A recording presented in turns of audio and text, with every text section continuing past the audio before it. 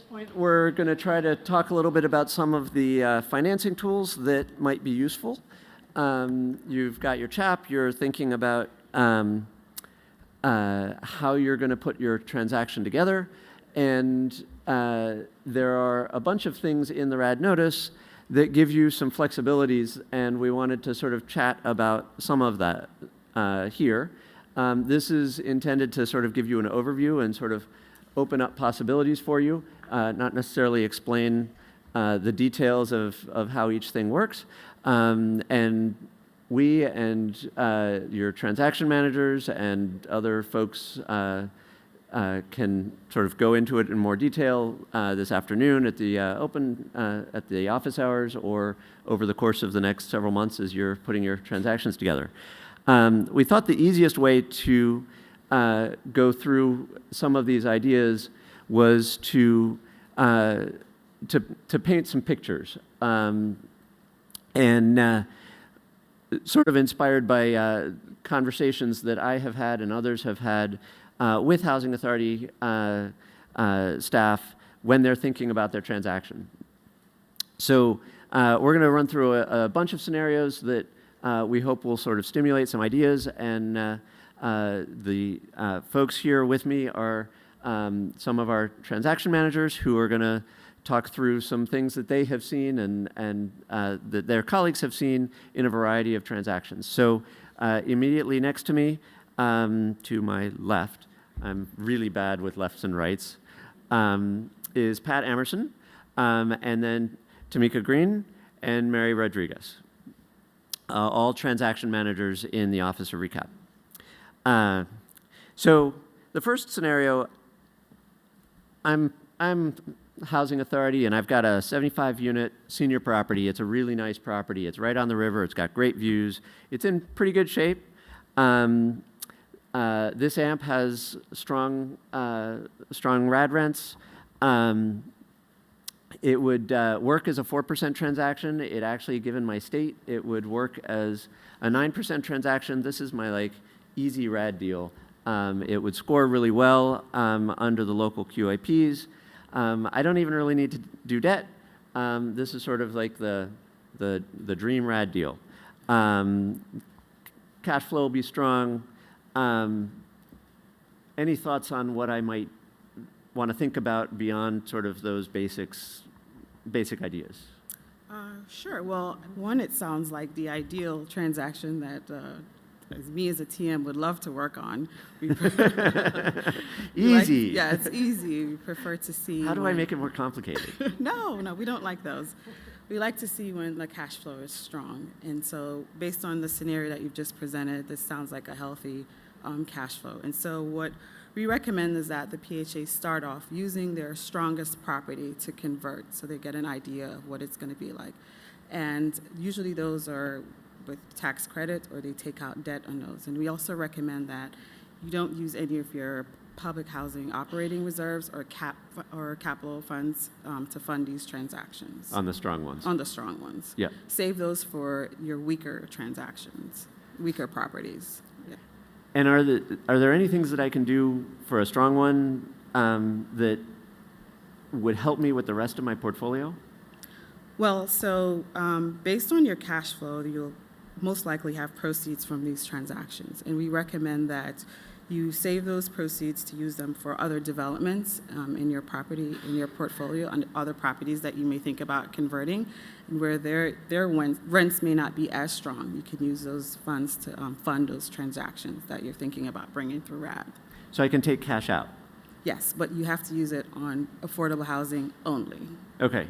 So as long as I'm not putting in public housing money, I could pay myself an acquisition fee. Pay yourself an acquisition fee, yes. On this strong deal because I got 9% and have some money that I could use, and then I can use that on my next RAD on deal. your next transaction. Also, with the tax credit transactions, most likely the Housing Authority will be creating a single asset entity.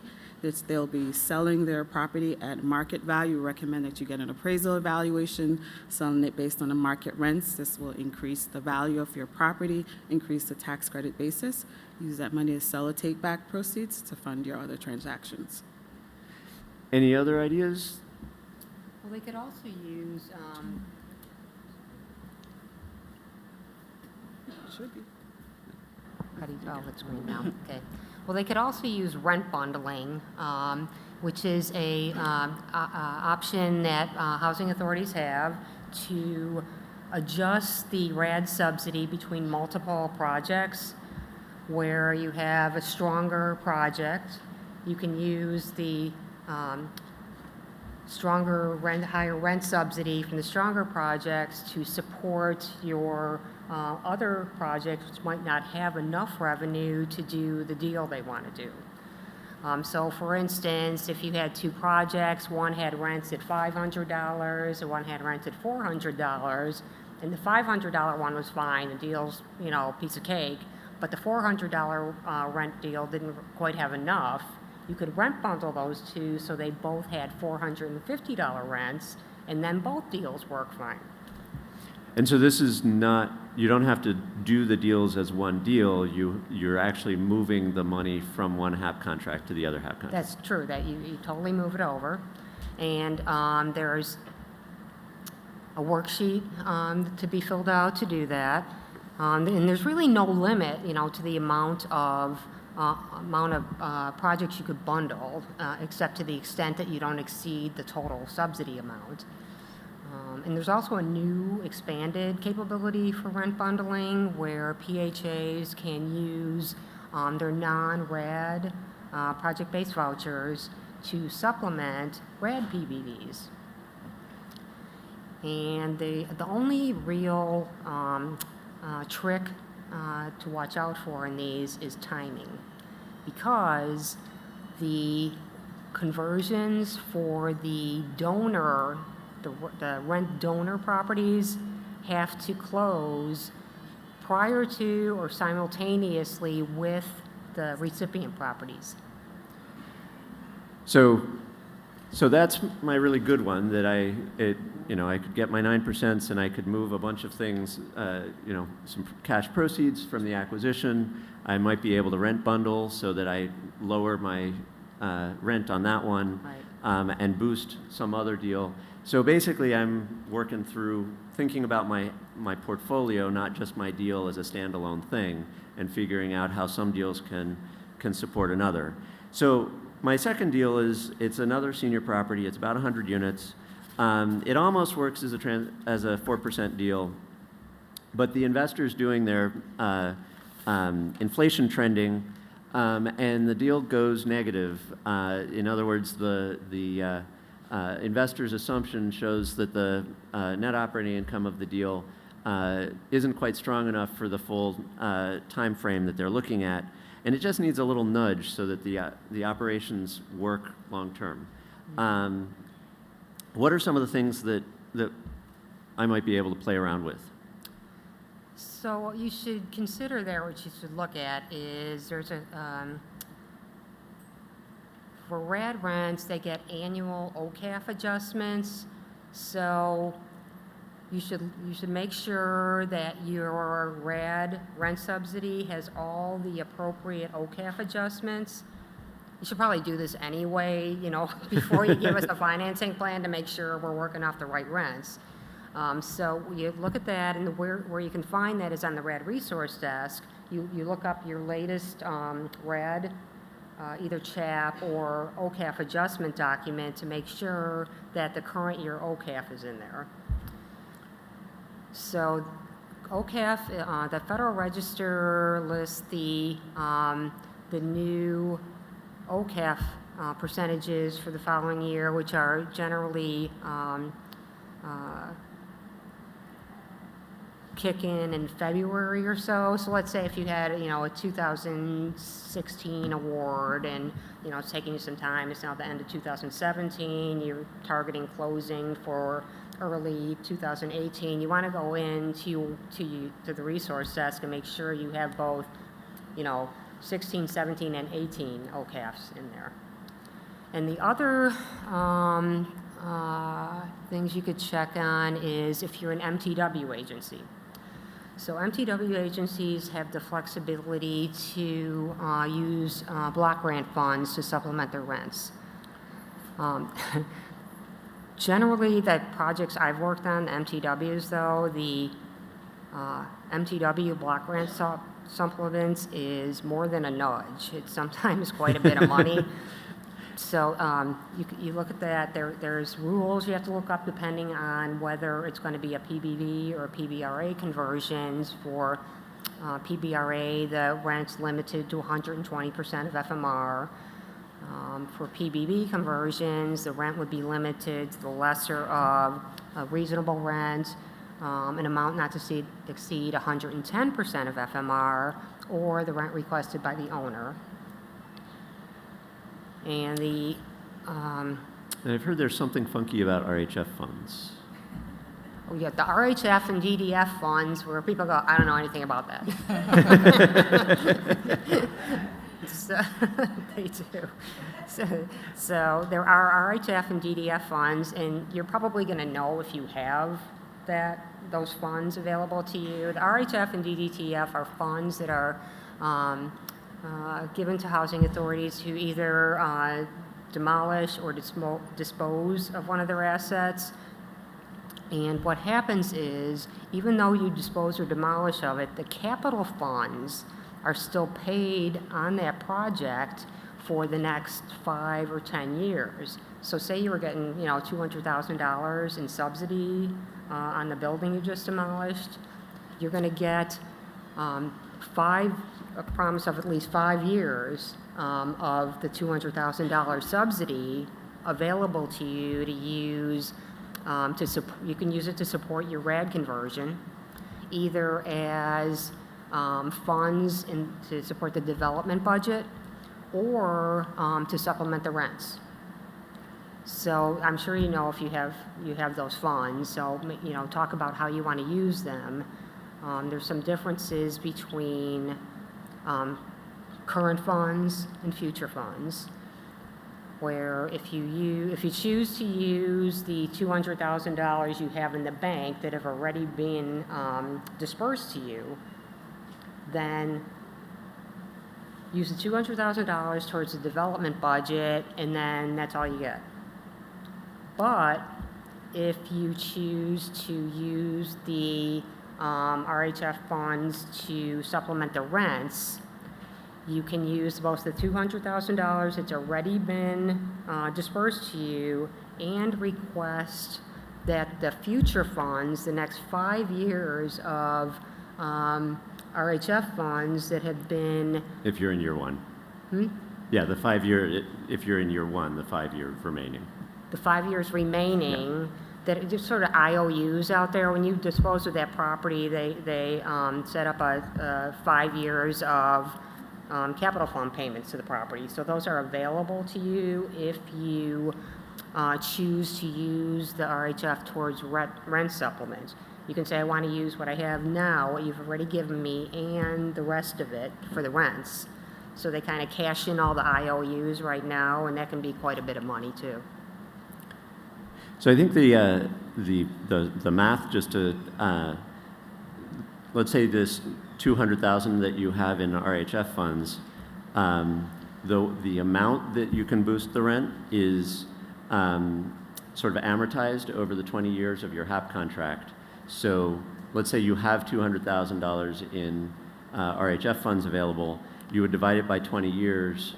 That gives you $10,000 a year. Let's say you've got a 100-unit property. You divide the 100 units, which gives you $100 per unit per year, and you divide it by 12 months. It may only be $8 per unit per month, but that may be enough to take a transaction that is not quite penciling out, tipping you over into penciling out. Thinking about, I've also heard, I know that folks have thought about utility allowances, and the rent boost, I'm answering my own question at this point, if you have a site page, there are a bunch of tricks that you can do with energy investment and utilities to boost your rents. The easiest to describe is if you have a site-based utility and you're doing a lot of investments in the energy systems and the tenant-paid utilities are going to go down, we let you take a share of that projected savings in the tenant-paid utilities and boost the rent as a result of that. So there's definitely a value to thinking about utility and energy investment, both for when there is landlord-paid utilities, because you certainly get those paybacks, and you know how to do the math on those paybacks. But sometimes folks are sort of saying, well, why invest in the tenant-paid utilities if that's going to just save the money for the tenants, beyond the social reason of wanting to save the money for the tenants. But you can get a mechanism to amortize some of that cost to yourself by getting a rent boost on a portion of that projected savings as well. So shifting gears a little bit to, let's say you've got a 100-unit senior property with 20 efficiencies that are incredibly hard to fill. Right. They're, 20 efficiencies at 80 square foot a unit or something ridiculous. And 2/3 of them are vacant. Anything I can do there? In that situation, I think what you'd want to consider would be to reconfigure the units at the property. Based on your individual site list, your waiting list, your market, is the best thing for that property to have no efficiencies, to convert them all to 1-bedroom units? Do you need a few 2-bedroom units?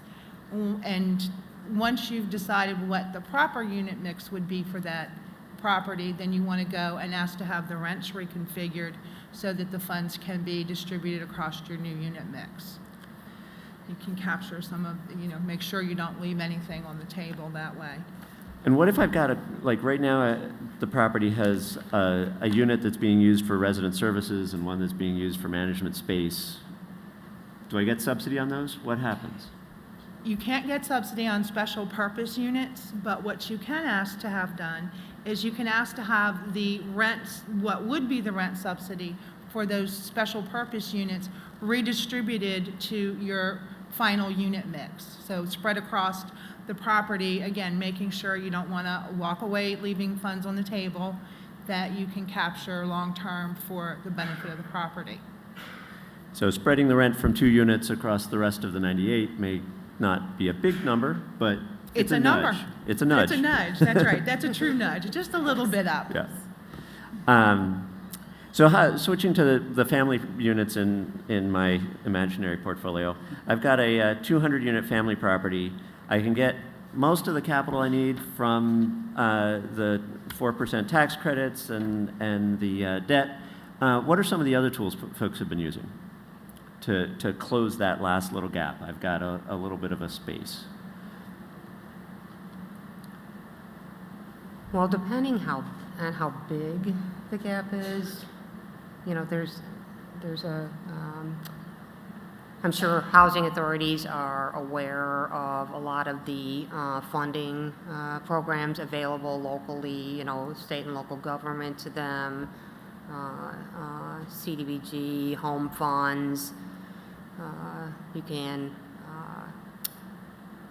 pair with it, try to find a local developer maybe who has a project and needs some low-income affordable units for their project. There's national programs, national federal home loan affordable housing programs. I've worked on deals quite a few actually, that take advantage of national lenders have CRA. It's escaping me now, the CRA. Community Reinvestment Act programs at very low interest rates. It's almost, sometimes I've heard people say, it would almost be dumb not to take this loan, it's such low interest. So yeah, often through the Federal Home Loan Bank Affordable Housing Program loans as well. Yeah. I think you mentioned that one. Yeah. So I've got my CDBG and my home and my maybe housing trust funds. remembering that all three of those trigger Section 104D requirements that Rudy was talking about yesterday. I've got my Federal Home Loan Bank money. I've got some, maybe I've put in some capital funds from the public housing side. I maybe put in some operating funds. Haven't quite made it all work. Any other ideas? You might want to try using a blended NOI. All of the tools we've touched on over the last couple of days to boost your rents. For the rent supplements, would maybe be just enough to get you that little bit of money you need to place hard debt on the property.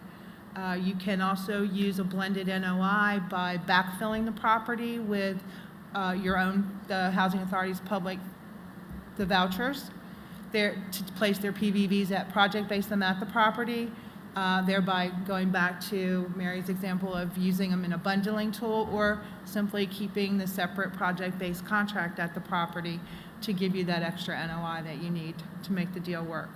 So when you say backfilling, so you're talking about, I've got 100 units, 200 units that are RAD units. What units do I backfill to? Because I've got to replace all 200. And then, so I can de minimis a few? Is that what? You can de minimis 5% under RAD without a large process to go through. So you could backfill 10 with the de minimis reduction in the 200 unit property. You could place 10 project-based vouchers at the property. From my local? From your local port allowance. And so with at that point, 190 units at the RAD rent and 10 units of PBV, I've got a slightly higher revenue stream. Right. So I know that we've seen a lot of, not a lot of deals, but we have seen deals that are not great deals when they were built. Like I've got a 250 family unit property that two sides of it are industrial uses and the other two sides is a highway interchange. And this is just a crappy place to be trying to house folks. What should I be thinking about? Well, that sounds like a transfer assistance is needed there, Tom.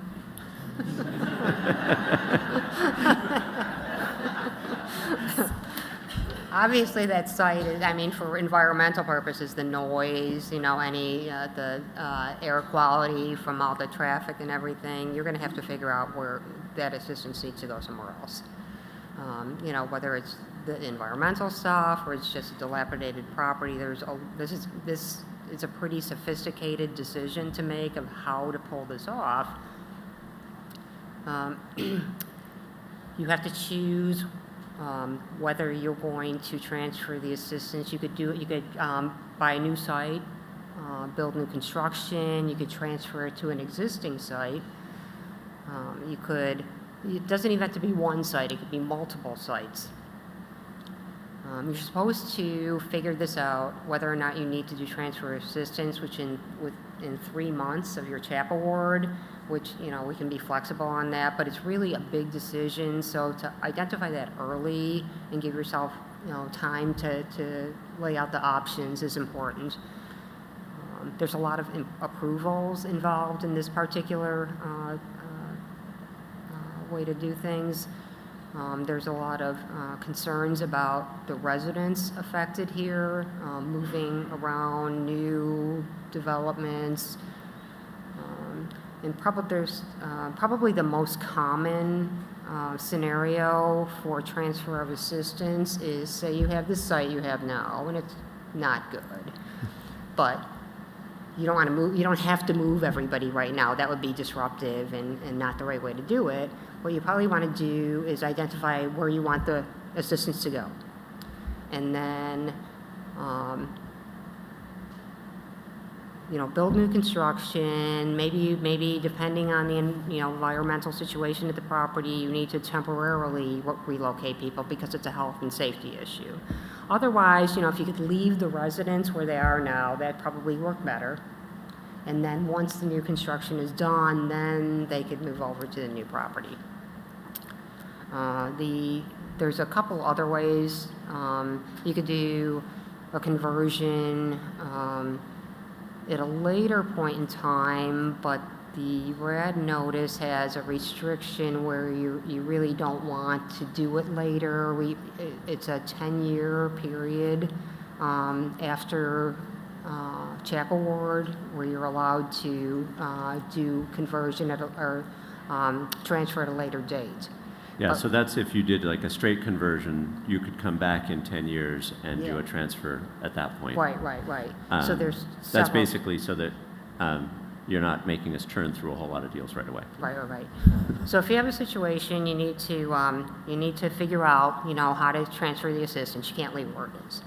So you figure out what you want to do, new construction, buy a non-subsidized property. You could move the residents to, partner with a developer. All those tools. Let us know what you want to do.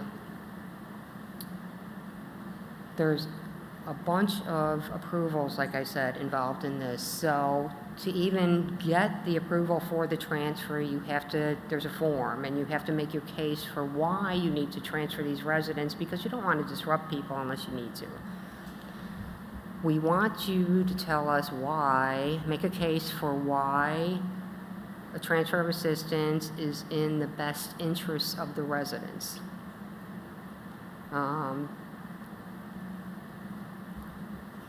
The important thing really is that we disrupt the residents' lives as little as possible, even if you need to transfer the assistance. There's going to be, in the case where you build a new property, there's going to be required approval by FHEO of the new site, where you're going to build it, where the residents maybe will go to. There's going to be approvals of the actual plan you have to relocate those residents once the new property is ready. So there's a bunch of stages that we have to do here. It's a pretty big deal to do a transfer of assistance. So the transfer of assistance is actually pretty cool in my mind. We've seen the scenario that I'm particularly thinking of that was surrounded by highways. The Housing Authority found a number of local folks doing tax credit transactions, and the QAP, the local QAP, was encouraging offered scoring if other developers committed to a deep targeting. So the local developers were interested in receiving some of the transfer of assistance units, and the Housing Authority transferred in little bits to a bunch of different sites. We've seen housing authorities acquire existing apartment buildings that were not previously affordable, and transfer assistance to those apartment buildings. And we've, as Mary's describing, we've seen a bunch of folks acquiring a new site and doing new construction at that site. So there's a lot of the key questions around the transfer of assistance are you do need to make sure that the resident right of return is handled properly, so the residents have the right to move into the new unit where it's transferred. A little bit of a question when you're transferring a significant distance. If it's not a reasonable distance to expect a resident to move, we do require you to offer on an alternative option that would allow them to stay in their original community. So, and a reasonable distance varies by community. So, in some communities, a reasonable distance might be a mile or two, and in some communities it might be more or less than that. And it's very just a conversation with your TM and the rest of the HUD team around what is the right treatment for the residents in a transfer of assistance context. I think the other thing you have to think about too is what you're going to do with the property after the Yep. assistance is gone. You know, you're going to, demolish it, make it into some other affordable housing. Not on the one surrounded by highways, though. No. Yeah, so can they sell it? They can. They can sell it at market rate. So selling it at fair market value and then taking the proceeds to support, To support future, deal. new RAD projects, right. and if it's not surrounded by highways, you could, but it was obsolete, you could use it for affordable housing purposes, as Mary suggested. Right. So I'm doing one right now where it's transfer of, it's sort of a partial transfer because they have an existing site, family, building a new site, elderly, taking some of the assistance from the family site, all the one-bedroom unit assistance at the family site, taking the residents from that family site that are eligible to move into the new senior development they're building, and then once the assistance moves from their family site to the new senior building, then those 22 units remaining there without any subsidy because it moved, they're going to rent out at affordable market rate units. So we had the market rate study for them to prove to us what they were going to be able to rent it at, and it's going to be a lot of variations. And that's probably boosting their revenue stream at the original site and making the numbers work a little better because they're renting those 22 units at an affordable, but market affordable rate. Right. Yeah. I mean, they can't remain public housing, or they're- because then there's RAD and public housing on one side, and that's not allowed. Yeah. So you got to figure out what to do with it. And in that context, there's FHEO would look at shifting the family units to elderly to make Right. sure that that's not triggering a fair housing concern, but that is something that can have a conversation with FHEO to make sure that that's an okay thing in that context. Right. But that's a situation where both the destination site, which was getting 22 units of RAD level deep subsidy in a property with some other units, I think, if I remember you describing it right, and the original site that used to have 64 units and now has 22 less, but can get some units with a different revenue stream to get a blended NOI. That's right. So let's talk a little bit about some of the,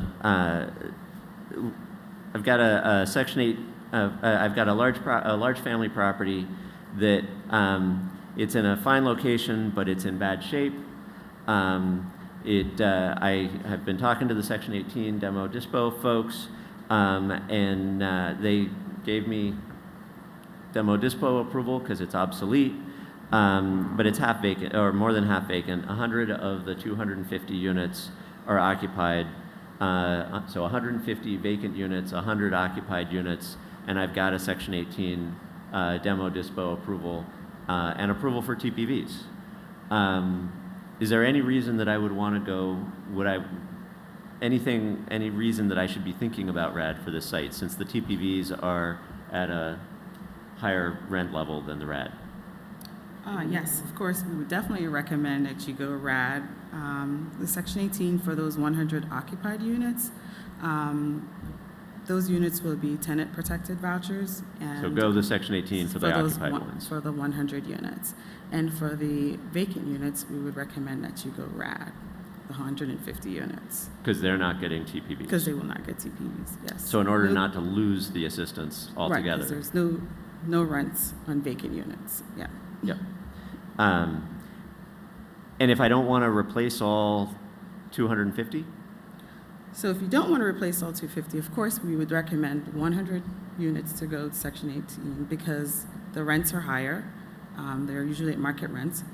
And then the 100 of those, we'd recommend that you go RAD. And then the other 50, there are multiple options that you can do, which I think Pat's gonna touch on later. Yeah, you want to, if at all possible, you want to be sure that you preserve all of your affordable housing stock. So if you're not going to rebuild all 250 units at that site, you would want to consider taking the remaining 50 units, you could do a transfer of assistance to another site, spread it out amongst your portfolio to more than one site if that's what works best for your agency. You can also consider transferring the 50 units to preserve their eligibility by moving them to what we call a converted awaiting transfer or a CAT agreement. That takes the 50 units, preserves their eligibility for RAD, moves them basically to cyberspace or out to the ether, if you will, to allow you, move them from the property so that you can then work on what your final plan for placing those 50 units will be. Maybe you need to close a couple more deals so that you can raise enough cash to build on a new site. So you would move these 50 units to the CAT agreement. They would stay there, give you your guaranteed income stream in the future for where their final resting place would be. Whether you move them to a new site, transfer them in smaller blocks to other properties. Yeah, and I think we tend to use the CAT relatively cautiously because we are very conscious of the need to replace the units that go through RAD. But particularly when the units would be lost to the portfolio completely if we, like this scenario where they have Section 18 demo dispo approval and the housing authority is you're fully in your rights to just get rid of those units, but you don't really want to because it would be great to preserve that affordable housing resource. The CAT gives you a little bit of flexibility to save a unit that might otherwise be lost. We've also used the CATs a little bit when there's some really compelling reason in a development scenario.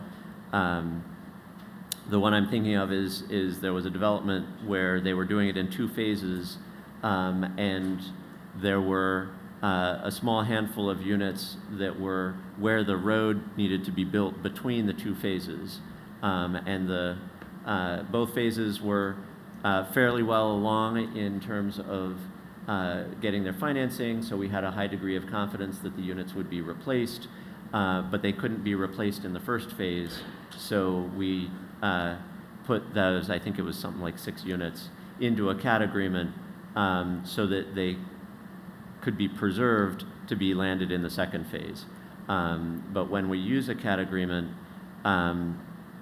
we're very cautious about it. We need to make sure that all the residents are protected. We need to make sure that the request for a CAT is consistent with preserving or expanding the supply of affordable housing, that there's a high probability of replacing all of the units that are required to be replaced, and that it doesn't impose and then we look at whether it would impose a significant burden on either the residents or the project if we didn't do the CAT. So like in the road context, there wasn't a viable way to build that road through the project without losing those 6 units where the road needed to be. And the funding for the road was going to go away if they didn't build the road as part of phase 1. So it was a trying to preserve the transaction and to preserve the units. In that case, the housing authority could have done a de minimis reduction of those 6 units, and we would have lost the units altogether if we hadn't found a way to preserve the eligibility through the CAT agreement.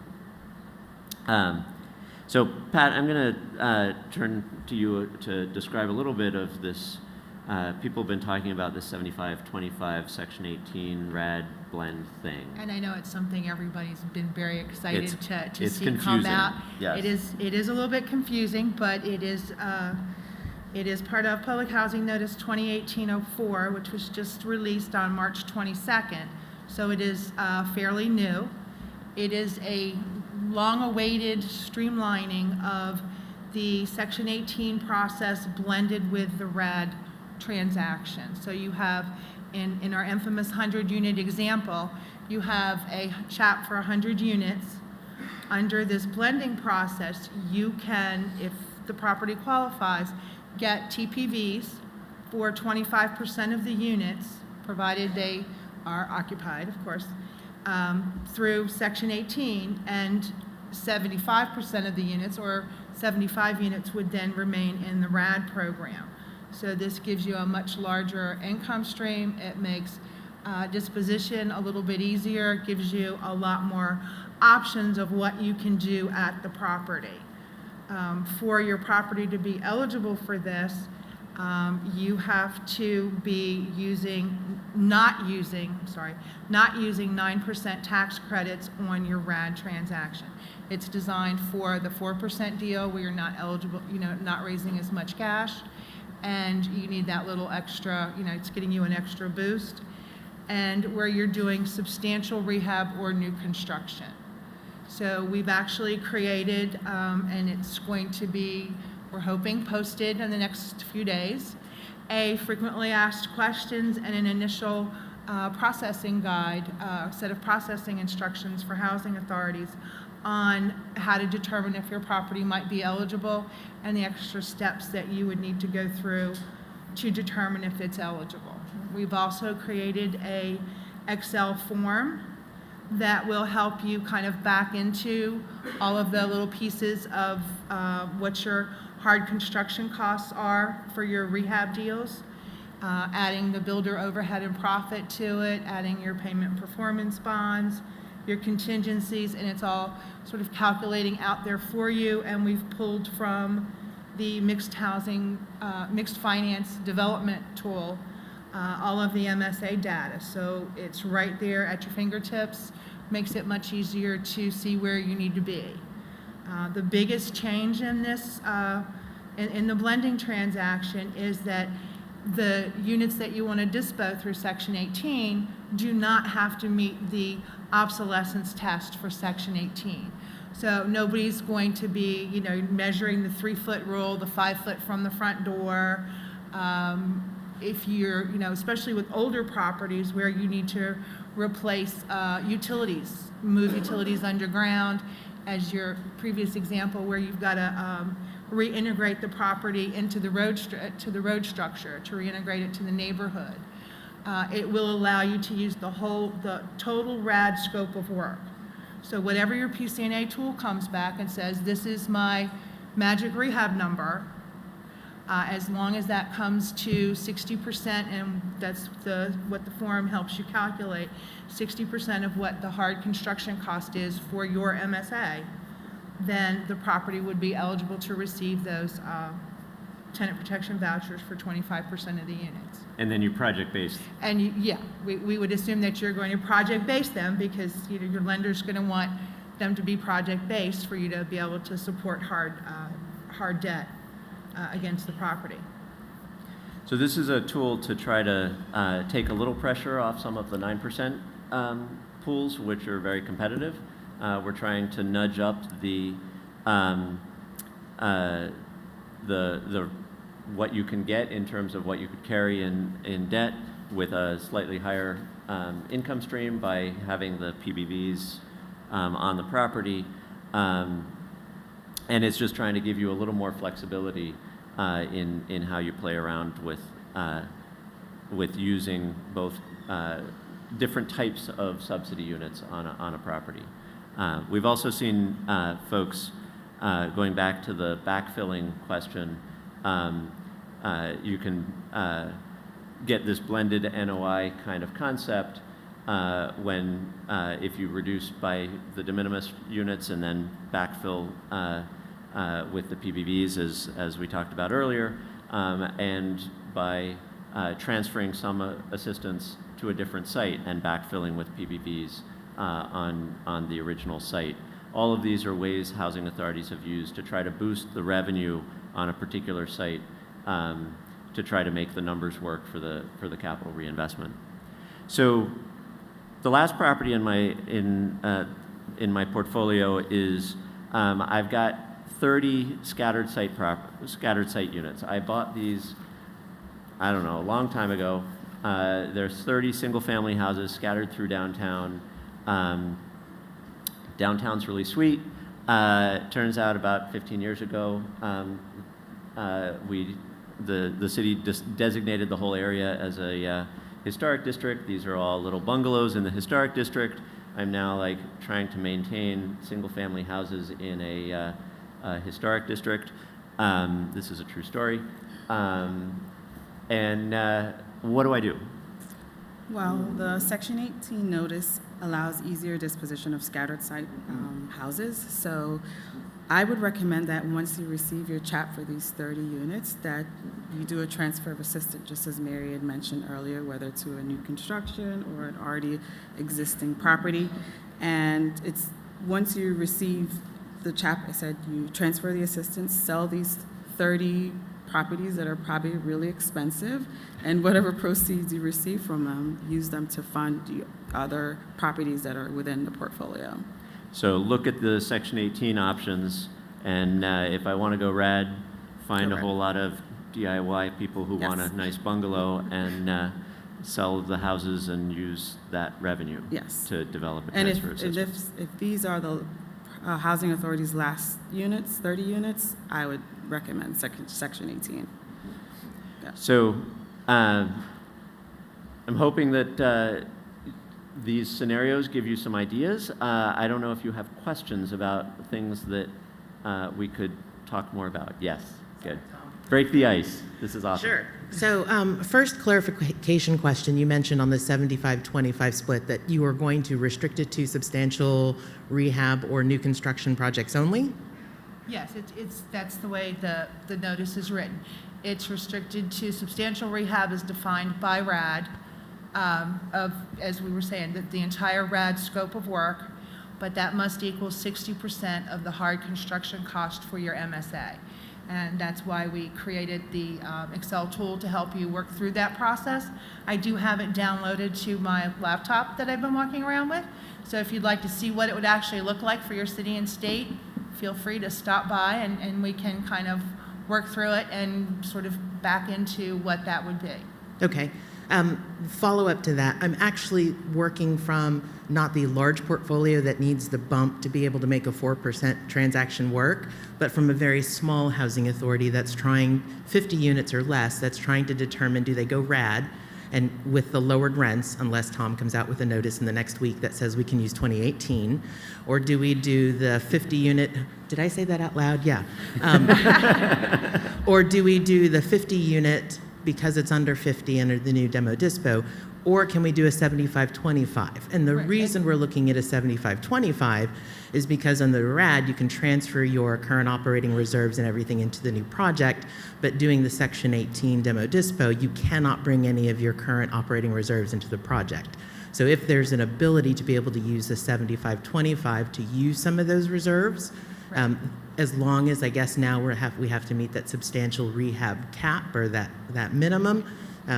That's one of the things that I don't know if people have considered or if that's even a potential option for Right. us. Yeah. And when you're considering what meeting that 60%, you've got multiple things that are figuring into the equation. You've got your actual hard rehab construction cost, your 10% contingency, up to 14% in builder profit overhead and general requirements. So that's another 14% on, and then you're adding in your payment performance bonds. Great. So you have to take the total of those to actually see what, and then 60% of that total. And then one last question on that. Typically, when you're looking at using capital funds or operating funds for non-capital operating funds, there's a proration, right? You can only use cap funds and op funds for the units that are going to be public housing. In RAD, you can transfer over 100%.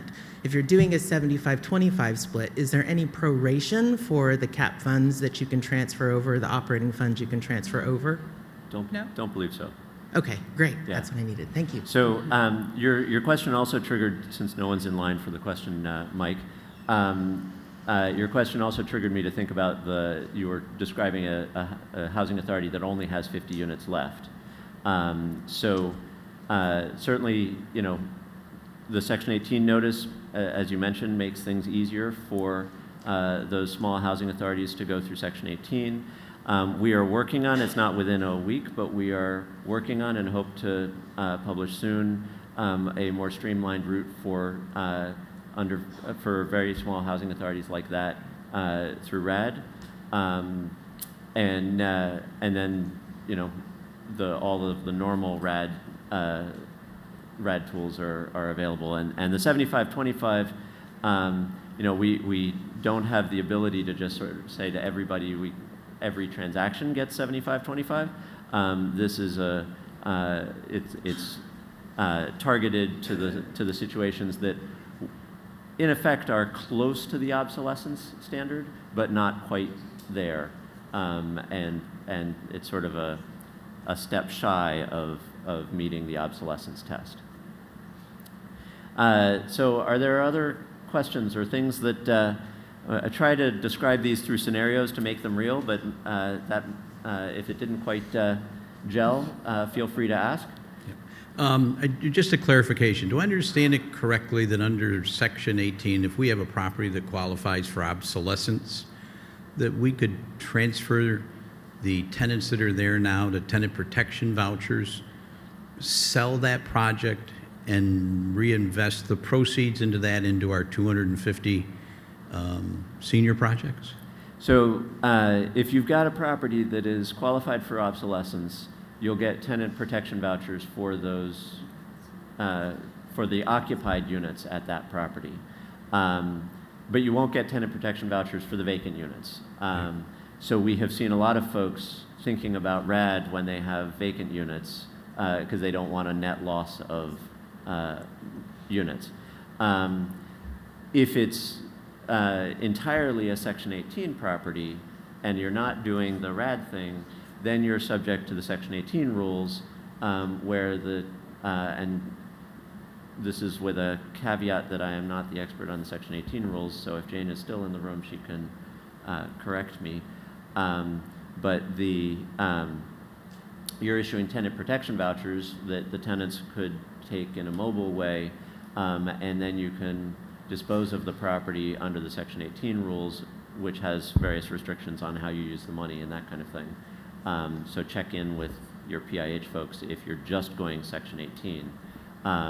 But it is possible to take some of them through Section 18 and some of them through RAD, depending on what works. Right. Thank you. It's also possible, if you look at it from a portfolio perspective, you're one Section 18 property and spreading those, as we've done with some of our bigger portfolios, spreading some of those TPVs in smaller pieces amongst the other deals in your property to get your blended NOIs, to get your rent boosts, as well as being able to move the residents in staying in the existing neighborhoods.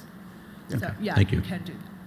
Yeah, so that there's a fair amount of flexibility to play with these things. We're just trying to give you some, spark some thinking, because your situation will be unique, and we want to just try to help open the door to your thinking about things that may not just be crank through, here's my public housing project, here is the identical project as a RAD, and are there ways that you can nudge the rents up $5 per unit through this tool, or $15 per unit through that tool, and maybe combining several of the tools to get to a place where a transaction that might not have otherwise worked now works. So, any other questions or ideas that people want to raise? Okay,